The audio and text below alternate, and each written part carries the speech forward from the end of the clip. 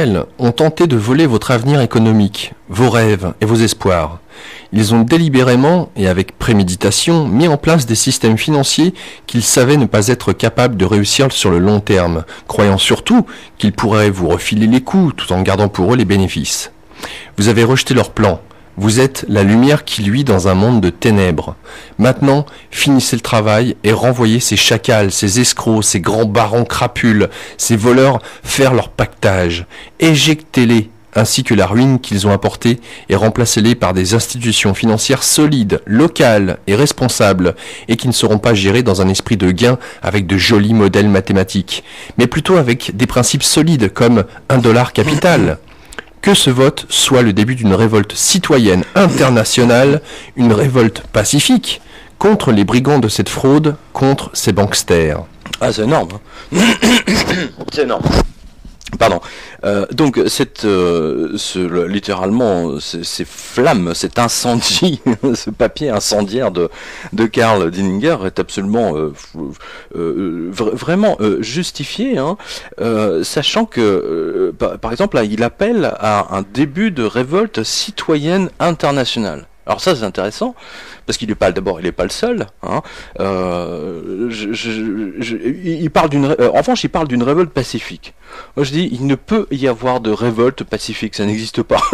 L'histoire nous a montré que les révoltes pacifiques ça n'existe pas. La seule révolte pacifique qui ait eu, enfin que je connaisse, c'est celle qui a eu lieu au Portugal. Je sais pas si tu en connais d'autres toi Laurent. Gandhi. Oui, mais enfin bon, il y a eu quand même des morts. Mais les Anglais, eux, n'ont pas hésité à passer à l'attaque, mais les Indiens, eux, n'ont rien fait. Oui. La seule que je connais, c'est effectivement la révolution, comme on l'appelle comme ça, hein, c'est la révolution des œillets au Portugal. Bon, hein, c'est la seule révolte que je connaisse qui était une révolte citoyenne. En revanche, pour se révolter contre le système bancaire aujourd'hui, je ne vois rien d'autre qu'une révolte globale et violente. Et elle n'aura lieu que le jour où tous les distributeurs de billets de banque, hein, tous les coins de rue, hein, cesseront de fonctionner. Voilà. Ce jour-là, croyez-moi, que ça va exploser. D'ailleurs, par rapport à ça, on a vu dans le florilège de Canal+, ce qui se passerait si les satellites venaient à s'arrêter de fonctionner. Et vu que dans Notre-Dame de l'Apocalypse, eh bien, puisque tu voulais faire à la base un livre sur le dérèglement climatique et qu'on en vient au Soleil, si effectivement, et à l'heure actuelle, pour ceux et celles qui ne le savent peut-être pas, le Soleil, par ses perturbations, par ses éruptions solaires, a de très grands bouleversements et de ceux et celles qui s'intéressent, dont c'est le métier, n'ont jamais vu ça jusqu'à maintenant.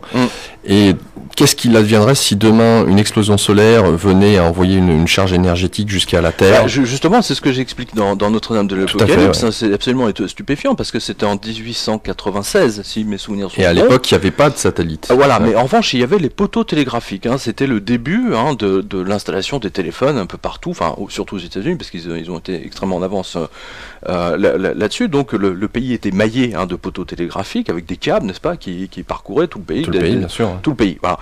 Et que s'est-il passé lorsqu'il y a eu une éruption? Je crois que c'était une X24.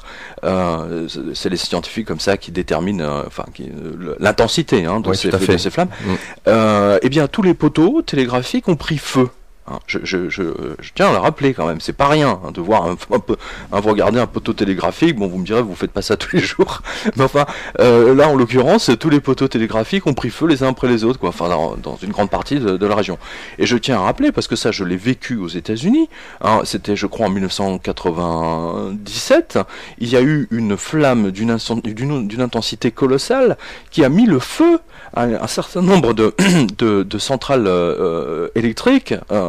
Et ça a posé toute la côte est jusqu'au Canada. Alors c'est toute la côte et même la côte ouest, hein, parce que la panne avait duré, je sais, je l'ai vécu, elle avait duré 12 heures ou 18 heures, je sais plus. Enfin, et toute la Californie était privée d'électricité.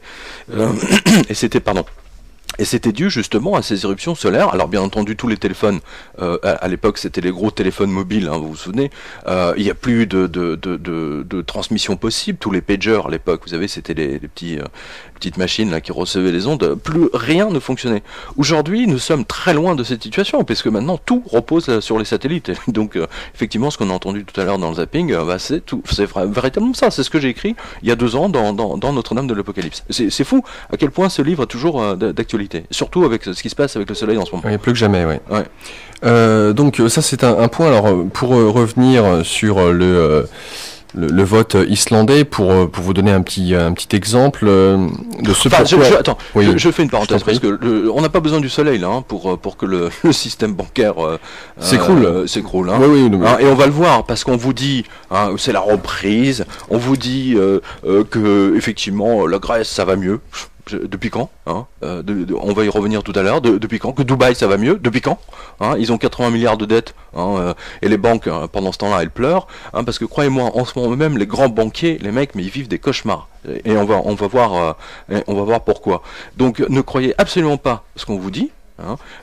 Sur comme quoi le chômage machin etc, c'est totalement et archi faux et pour une simple raison, c'est que maintenant ça fait plus de 2 ans que je fais cette revue de presse.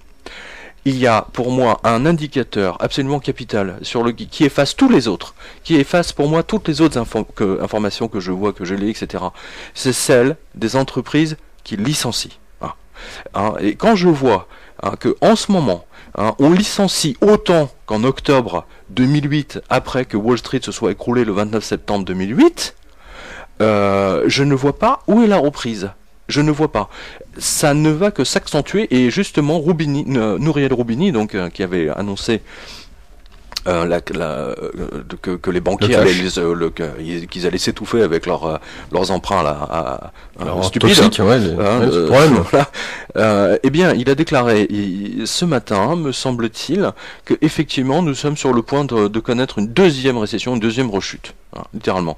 Et on le voit bien sur les places financières mondiales, on voit bien que c'est des progressions un petit peu. On voit que c'est tout ça, c'est que des centaines de milliards de planches à billets Monopoly qu'ils balancent pour racheter les actions. C'est de la spéculation pilotée par le gouvernement américain et anglais et japonais aussi, mais surtout américain, par le biais de sociétés comme BlackRock. On en a parlé ici. C'est des sociétés qui sont capitalisées à 3 milliards et qui arrivent, écoutez bien, à se soulever elles-mêmes, entre guillemets, avec l'effet levier à 164 fois. Vous allez sur le blog, vous retrouverez ça dans les archives. Mais c'est absolument fascinant. C'est absolument fascinant. Je veux dire, c'est une arnaque mondialisée. Alors tout à l'heure dans le zapping, on a entendu le porte-parole de l'UMP dire oui, Sarkozy, etc. C'est le meilleur des présidents. Non, mais je l'ai dit ici maintes fois. Effectivement, Sarkozy a pris les devants, mais c'est pas tant lui qui a pris les devants. En fait, ce sont les lois sociales françaises qui empêchent les licenciements en masse. C'est-à-dire que les patrons de PME, avant de licencier quelqu'un, parce que ça va lui coûter la peau des fesses, sans parler du procès au prud'homme derrière, parce que maintenant tout le monde fait des procès à tout le monde pour tout et n'importe quoi. Donc aujourd'hui, si vous virez quelqu'un, techniquement, vous pouvez être sûr à peu près que ça va vous coûter, vous avez une chance sur deux que ça vous coûte 30 000 ou 40 000 euros de plus. Donc je sais pas si vous imaginez. Donc les gens, mais à un moment donné, l'élastique, à force de tirer dessus, il va exploser. Et comme les entreprises continuent à délocaliser, parce que c'est là où Sarkozy il ne fait rien, il fait exactement comme les autres. On a vu que Renault délocalisait en Turquie ou en Algérie, je sais plus. On a vu que Total fermait sa raffinerie, mais la demande en pétrole, elle va jamais cesser, même si elle a baissé, ça va jamais cesser. Il va falloir bien qu'ils raffinent. Ils vont raffiner où? Tiens, on a donné l'info ici. Ils vont raffiner en Inde, ou ailleurs, au Cambodge, ou Dieu seul sait où, où les gens sont payés 50 euros par mois. C'est ça le vrai problème. C'est ça c'est gravissime. Ce qui se passe en ce moment est absolument gravissime. Et je tiens à le préciser, que quand j'entends Sarkozy et son équipe dire oui, de tout ça, mais alors là, pour le coup, tout à l'heure, on va donner la liste